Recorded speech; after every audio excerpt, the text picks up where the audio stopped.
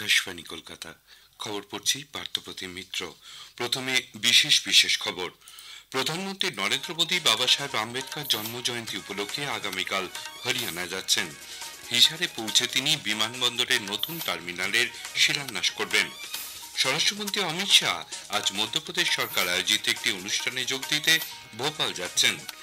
রাষ্ট্রপতির সম্মতির জন্য রাজ্যপালের পাঠানো বিলে 3 মাসের মধ্যে সিদ্ধান্ত জানানোর নির্দেশ দিয়েছে শীর্ষ আদালত। ওয়াকফ সংশোধনী আইনের প্রতিবাদে পশ্চিমবঙ্গের মুর্শিদাবাদে অশান্তির ঘটনায় 3 জনের মৃত্যু হয়েছে। কলকাতা হাইকোর্ট পরিস্থিতি নিয়ন্ত্রণে আনতে কেন্দ্রীয় বাহিনী মোতায়েনের নির্দেশ দিয়েছে। মার্কিন যুক্তরাষ্ট্রের ফ্লোরিডায় তীরন্দাজি বিশ্বকাপের প্রথম পর্যায়ে ভারতীয় জুটি জ্যোতি সুরেখা ভেন্নাম এবং Rishabh Yadav compound mix team ইভেন্টে সোনা জয় করেছেন।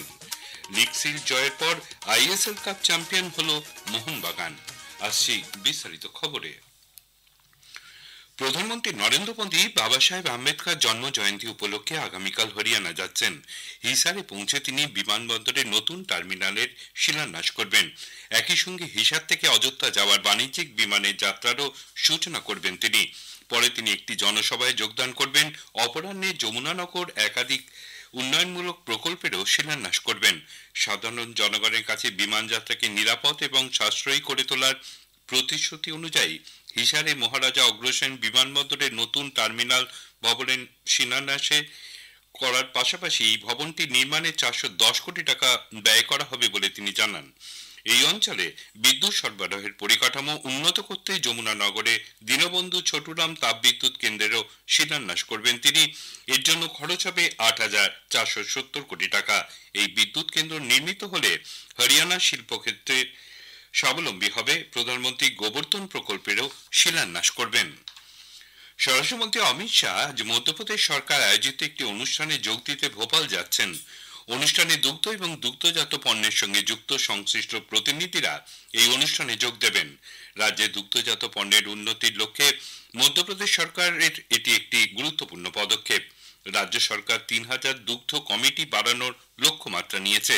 এর ফলে প্রায় 10 লক্ষ কেজিরও বেশি দুধ সংগ্রহ সম্ভব হবে। স্বরাষ্ট্রমন্ত্রী অমিত শাহ গতকাল মুম্বাইতে গুজরাটি সাপ্তাহিক পত্রিকা চিত্রলেখার 75তম প্রতিষ্ঠা দিবস উপলক্ষে এক অনুষ্ঠানে যোগ দেন। শ্রী শাহ বলেন, চিত্রলেখা পত্রিকার 75 বছরের গুজরাটি সাহিত্যের সমাজ জীবনধারা প্রতিচ্ছবি উঠে এসেছে। स्वधर्म बच गया, हमारी भाषाएं बच गई, हमारी संस्कृति बच गई और आज हम देश की आजादी के 75 साल के बाद दुनिया के सामने सर उठाकर खड़े हैं और हम संकल्प करते हैं कि 100 साल जब हो गए आजादी को, दुनिया में 1 नंबर पर हमारा भारत होगा। उसकी मूल कल्पना इस शिवराय ने रखी। অনুষ্ঠানে মহারাষ্ট্রের মুখ্যমন্ত্রী দেবেন্দ্র ফডনবিস, কেন্দ্রীয় মন্ত্রী পীযূষ গোয়েল এবং উপমুখ্যমন্ত্রী একনাথ শিন্ডে উপস্থিত ছিলেন। এর আগে মহারাষ্ট্র সফরে গিয়ে স্বরাষ্ট্রমন্ত্রী ছত্রপতি শিবাজী মহারাজের 345তম মৃত্যুবার্ষিকী অনুষ্ঠানে রায়গড় দুর্গে পুষ্পার্ঘ্য দিয়ে শ্রদ্ধা নিবেদন করেন। শ্রী শাহ বলেন, মহারাষ্ট্র সরকারের সহযোগিতায় কেন্দ্রীয় সরকার ঐতিহাসিক 12টি দুর্গকে ইউনেস্কো ওয়ার্ল্ড হেরিটেজ সাইটের তালিকায় আনার চেষ্টা চালাচ্ছে। রাষ্ট্রপতির সম্মতির জন্য রাজ্যপালের পাঠানো বিলে 3 মাসের মধ্যে সিদ্ধান্ত জানানোর নির্দেশ দিয়েছে শীর্ষ আদালত। বিচারপতি জে.বি. পাদ্রিওয়ালা ও বিচারপতি মহাদেবনের বেঞ্চ আরও জানিয়েছেন, এই সময়ের চেয়ে বেশি দেরি হলে তার যথাযথ কারণ সংশ্লিষ্ট রাজ্যকে জানাতে হবে।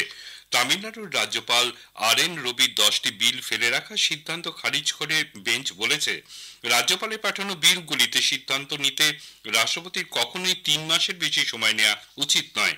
নির্ধারিত সময়ের মধ্যে যদি সিদ্ধান্ত না নেওয়া হয় তাহলে রাজ্যগুলি এর বিরুদ্ধে আদালতের দ্বারস্থ হতে পারবে বলেও শীর্ষ আদালত জানিয়েছে। গত সন্ধ্যায় এই রায় সুপ্রিম কোর্টের ওয়েবসাইটে দেওয়া হয়।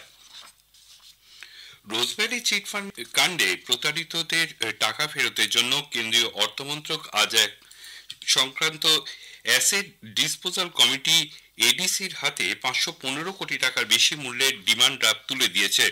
অর্থ প্রতিমন্ত্রী পঙ্কজ চৌধুরী গতকাল এডিসি চেয়ারম্যান অবসরপ্রাপ্ত বিচারপতি ডিকে সেটের হাতে এই অর্থ তুলে দেন।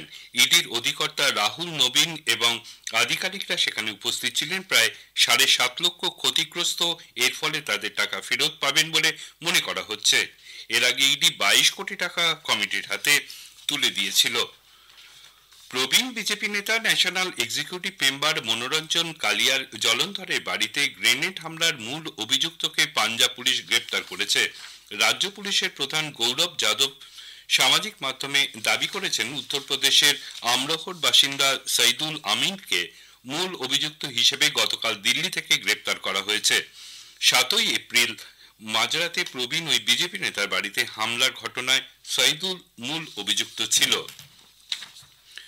ঝাড়খণ্ডের পশ্চিম সিংভূম জেলার জারাইকেলা থানায় গতকাল তল্লাশি অভিযানের সময় নক্সালদের সঙ্গে সংঘর্ষে ঝাড়খণ্ড জাগুয়ারের এক নিরাপত্তা কর্মী প্রাণ হারিয়েছেন। কোবরা ব্যাটালিয়নের আরও এক জওয়ানের গুরুতর আহত হয়েছেন। পুলিশ সুপার আশুতোষ শেখর ঘটনার সত্যতা নিশ্চিত করে জানিয়েছেন, আহত 2 জওয়ানকে উন্নত চিকিৎসার জন্য হেলিকপ্টারে করে রাঁচিতে নিয়ে যাওয়া হয়েছে। কোবরা ব্যাটালিয়ন, সিআরওএফ, ঝাড়খণ্ড জাগুয়ার এবং চাইবাসা থানার পুলিশ বাহিনী এলাকায় যৌথ তল্লাশি চালাচ্ছে।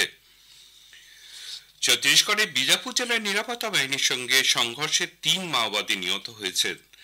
ইন্দ্রাবতী জঙ্গল এলাকায় সিআরপিএফ এর কোবরা ব্যাটালিয়ন, জেলা সংরক্ষিত বাহিনী এবং বিশেষ টাস্ক ফোর্সের একটি যৌথ দলের অভিযান চলাকালীন গতকাল সকালে দুপক্ষের গুলির লড়াই শুরু হয়।